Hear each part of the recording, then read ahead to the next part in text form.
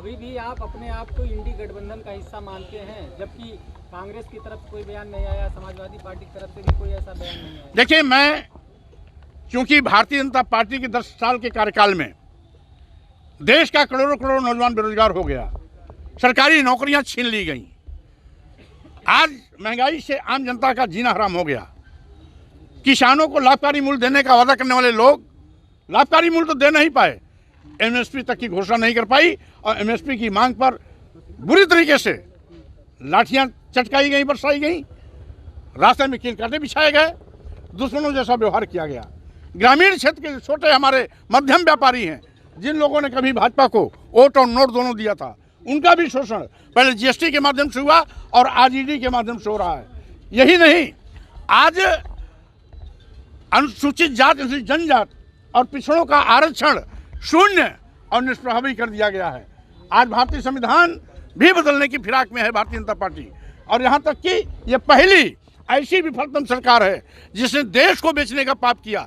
देश के सभी बंदरगाह बेच दिए गए, एयरपोर्ट बेच दिया गया, एयर इंडिया बेच दिया गया, यहाँ तक कि सभी रेलवे स्टेशन बेच दिए गए, कई दर्जन ट्रेनें भी अदानी और अंबानी को दे दिया गया, LIC जैसी बड़ी संस्था बेच दी गई, जिसमें नौजवानों को सरकारी नौकरियां कभी मिलने की उम्मीदें थी, निजी हाथों में बेचकर मोदी सरकार ने नौजवानों के अरमानों पर पानी फेरने का काम किया है।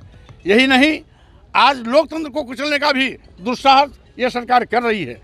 1 दर्जन से ज़्यादा नेता, जिसमें 2 मुख्यमंत्री भी हैं, दिल्ली के केजरीवाल जी और झारखंड के हेमंत सोरेन जी, आज तक जेल में ठूसने के बाद आज तक नहीं तय कर पाए कि किस आरोप में उनको भेजा है।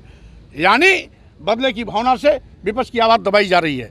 भाजपा को हटाना है तो स्वाभाविक रूप से हम बड़ा दिल करके कि जो भी जीत रहा है उसको जिताएं, जहां पर जिताऊ प्रत्याशी इंडिया अलायंस का है उसे जिताएं, जहां कहीं भी बीएसपी का कोई कैंडिडेट जीतने की हालत में है या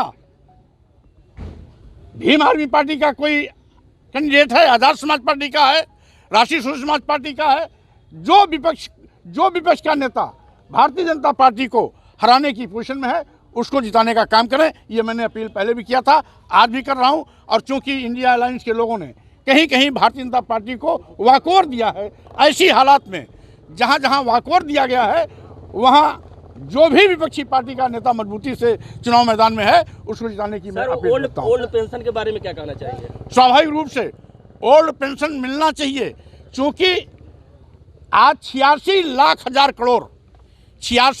हजार करोड़ कुछ चंद उद्योगपतियों का इस सरकार ने माफ किया। 86 लाख करोड़ कुछ चंद उद्योगपतियों, जिसमें 40-45 बड़े उद्योगपति हैं, उनका कर्जा माफ किया। तो नॉमिनेशन दाखिल किया है, नीचे कीजिए और नीचे करिए ना। राष्ट्रीय सोशलिस्ट समाज पार्टी, जिसका भी कुछ दिन पहले ही मैंने सार्वजनिक घोषणा की थी, आज कुशीनगर जनता की बेहद चाहत और मांग को देखते हुए मैंने कुशीनगर लोकसभा से प्रत्याशी के रूप में पर्चा भरने का काम किया है। और कुशीनगर की जनता से मेरा रिश्ता एक परिवार का है। जब से मैं कुशीनगर आया हूं, यहाँ की जनता ने मुझे हाथों हाथ लिया, भरपूर स्नेह प्यार। मैंने भी जो वादा किया था, विकास किया है, विकास करेंगे, जन जन का सम्मान करेंगे, उस कसौटी पर मैं पहले भी खरा उतरा हूं और इसी मुद्दे पर मैं फिर लोकसभा चुनाव मैदान में आ रहा हूं। विकास किया है, विकास करेंगे, जन जन का सम्मान करेंगे, यही हमारी प्राथमिकता आगे भी रहेगी। और जिस तरीके से अपार जन समर्थन कुशीनगर की जनता का मुझे मिल रहा है, हमें पूरा विश्वास है कि कुशीनगर की जनता अपने प्रतिनिधि के रूप में, सांसद के रूप में मुझे पार्लियामेंट जरूर भेजेगी।